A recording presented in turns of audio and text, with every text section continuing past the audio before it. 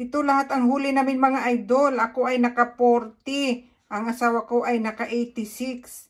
Kaya 126 po ang aming huli. Tapos yung hindi galunggong po ay 6 lahat.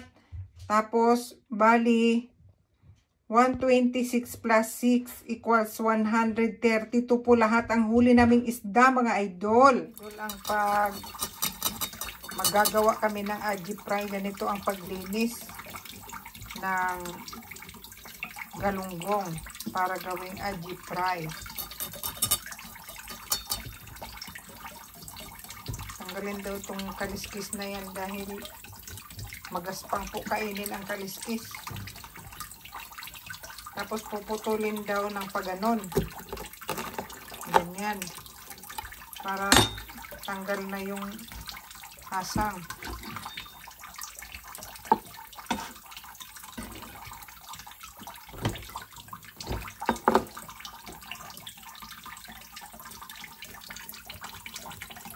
Yan sa may likod ang unang tirada mga idol.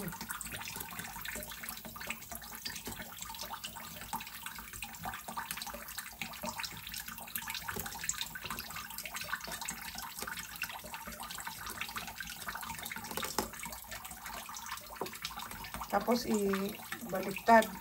Dito naman hihiwain.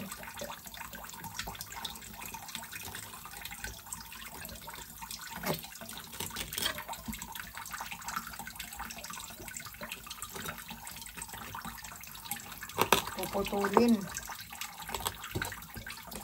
O, ganyan lang itsura mga idol. Guwapa na. Tapos, tanggalin daw itong tinik. Ganyan pa V.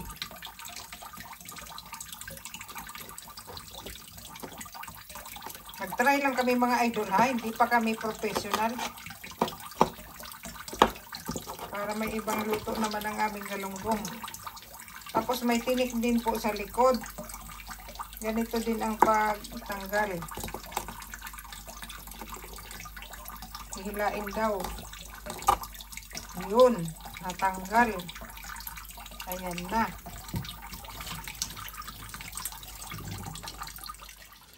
I-dry natin dito sa kitchen towel mga idol. Ganito lang. Ito pong kasunod. Lalagyan po siya ng harina mga idol.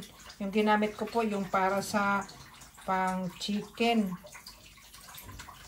Pang fried chicken na harina mga idol. Tapos po, dito po natin next na iluglob.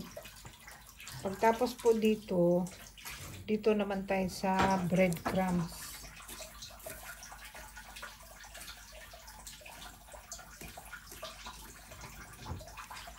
Idol, na ang tawag nito ay aji fry. Ready na pong iprito mga idol. Magpiprito tayo. Magluto tayo ng aji fry mga idol.